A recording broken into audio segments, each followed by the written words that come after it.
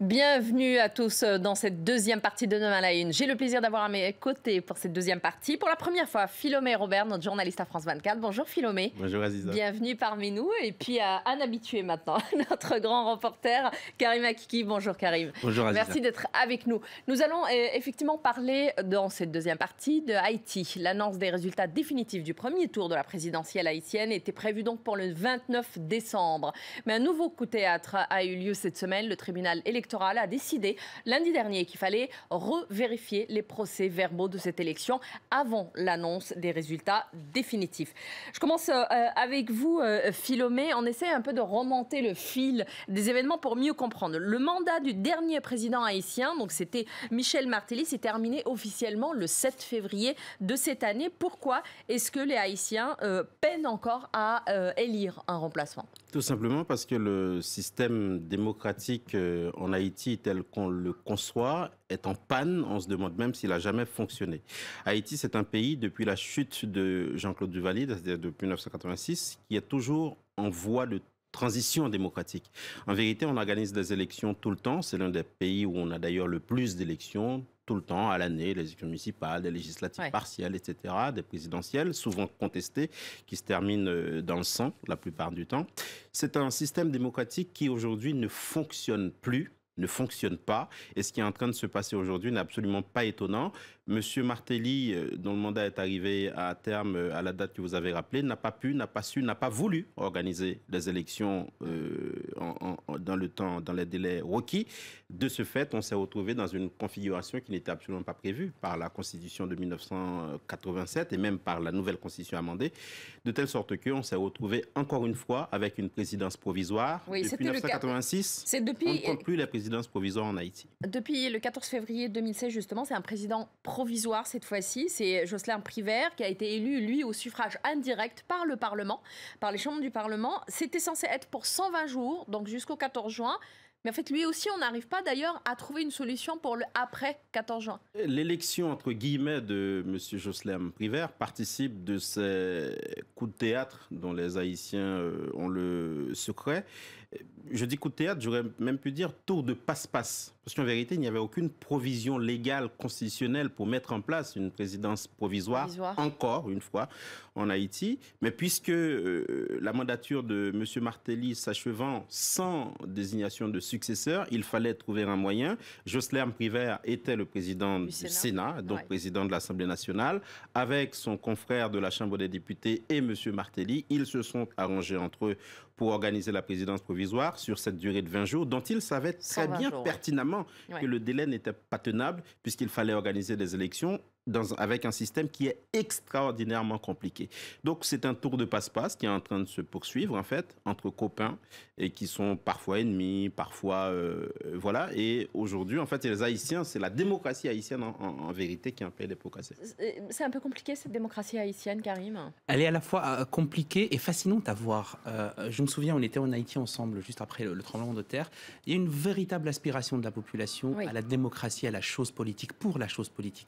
Nous ne pouvons pas se promener dans les rues de Port-au-Prince sans qu'on nous parle de politique. Les Haïtiens adorent la politique, peut-être un peu trop d'ailleurs. En revanche, ce qui pose problème, c'est que les questions, on en parlait, les questions qui sont centrales pour les Haïtiens ne sont pas du tout prises en compte par ces hommes politiques, j'allais dire des politiciens qui font de la politique vraiment au plus petit degré du terme. C'est-à-dire que Haïti, on le connaît, elle a connu une crise économique terrible, un tremblement de terre, une épidémie de choléra, et à aucun moment on est descendu à échelle humaine. On est resté, on en parlait, c'est votre expression, hors sol. J'ai bien aimé cette expression d'hors-sol de la politique, très désincarnée de la réalité de tous les jours. Alors justement, un nouveau scrutin présidentiel donc, a effectivement eu lieu. Et depuis l'annonce, c'était le mois dernier, des résultats préliminaires qui attribuaient quand même plus de 55% de suffrage à Jovenel Moïse. Ça veut dire qu'il est censé être élu du coup du premier coup. Le climat politique reste quand même très tendu en Haïti. Délétère. Puisque finalement, on revient un peu sur ces résultats. Exactement, on revient sur ces résultats pour pouvoir finalement organiser un deuxième tour, mais dans des conditions qui ne sont pas encore précisées pour le moment. On ne sait pas quand, comment. En tout cas, ce que je retiens, moi, c'est l'abstention. 78% des Haïtiens ne sont pas allés aux urnes. C'est comme une indication, ces hommes politiques devraient quand même pouvoir entendre ce cri assez assourdissant du peuple. C'est un cri sourd, hein, mais c'est un cri qui compte parce que les Haïtiens aiment la politique, mais là, du coup, ils sont quand même déçus par leur leader. Ils ont totalement laissé tomber. Philomé, qu'est-ce qu'on peut dire un peu de, justement, avec ce scrutin, avec ce qui avait déjà été annulé avant pour raison de fraude massive? C'est très compliqué, encore une fois. Déjà, le coût de tout cela, les premières élections qui ont été annulées ont coûté 50 millions de dollars. 50 millions de dollars jetés littéralement par la fenêtre, qui sont allés dans des poches de gens qui sont enrichis. Figurez-vous que, par exemple, les bulletins de vote ont été imprimés à Dubaï, qui est une grande démocratie, comme chacun sait. Qu'est-ce que nous avons imprimé des bulletins de vote à Dubaï? Eh bien oui, figurez-vous, ça s'est fait dans le cadre du programme des Nations Unies pour le développement. Les Haïtiens n'ont pas pu... Des Haïtiens, en tout cas, n'ont pas pu s'en sortir et faire en sorte que ce soit imprimé en Haïti. Et l'autre chose qu'il faut relever, c'est que les autres élections qui viennent d'être organisées ont aussi coûté 50 millions de dollars. Et aujourd'hui, on s'achemine peut-être vers un second tour dans des conditions absolument opaques. Karim Akiki le rappelait tout à l'heure. On ne sait pas si, après que Jovenel Moïse a été proclamé vainqueur au premier tour sur la base d'un certain nombre de procès-verbaux, si ce second tour aura lieu effectivement. Mais de toute évidence, le président Privert, qui vient de dire que ce second tour est inévitable, est en train de tout faire pour que ce second tour soit organisé. Alors, dans l'idée de passer le pouvoir le 7 février prochain, même s'ils savent là aussi que ce délai n'est pas... Alors, juste pour qu'on comprenne exactement, là, normalement, il y a eu ce premier tour, il y a eu des résultats qui étaient proclamés à 55% des suffrages pour Moïse, pour Jovenel Moïse. On aurait pu dire, ça s'arrête là, et puis finalement, non.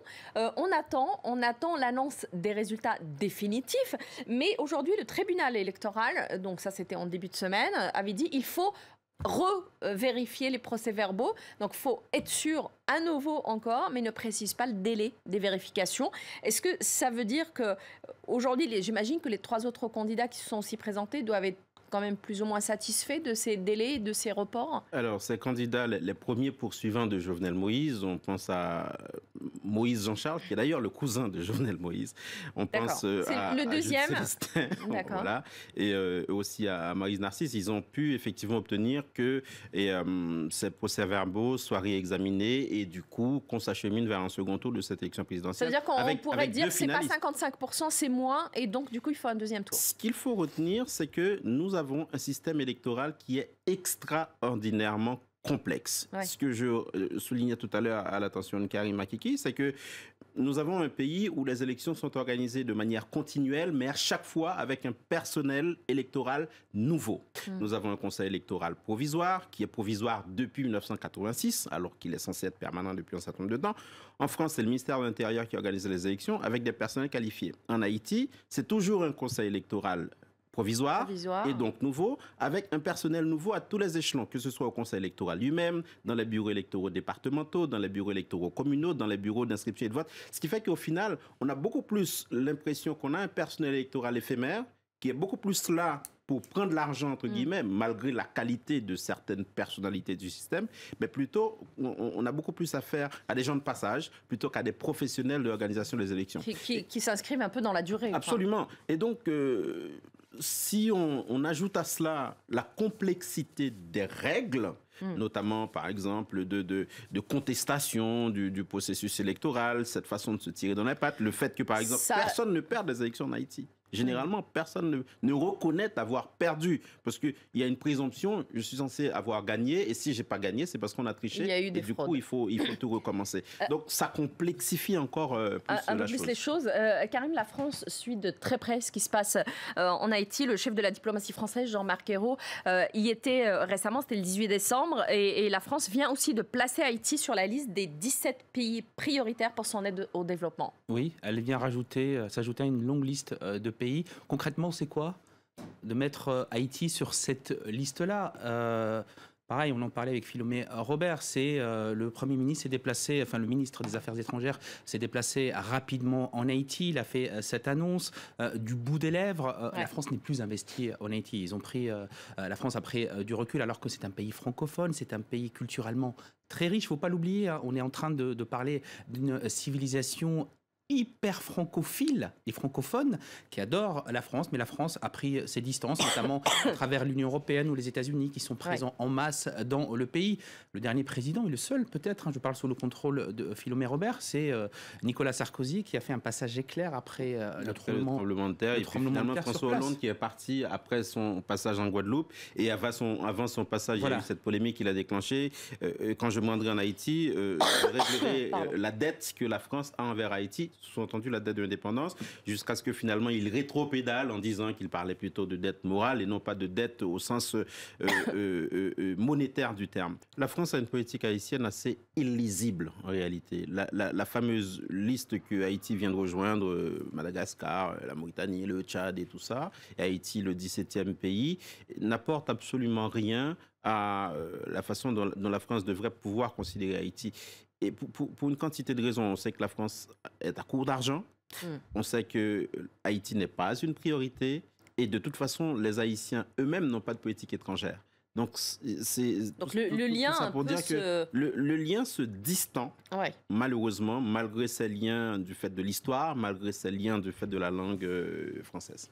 Merci beaucoup, Philomé, pour toutes ces explications. Merci à vous aussi, Karim. Et je vous souhaite de très, très bonnes fêtes, bien évidemment. Je vous retrouve la semaine prochaine. En attendant, très bonnes fêtes à vous aussi. Et n'oubliez pas que l'avenir n'est qu'un présent qui s'ignore. Très bon week-end à tous.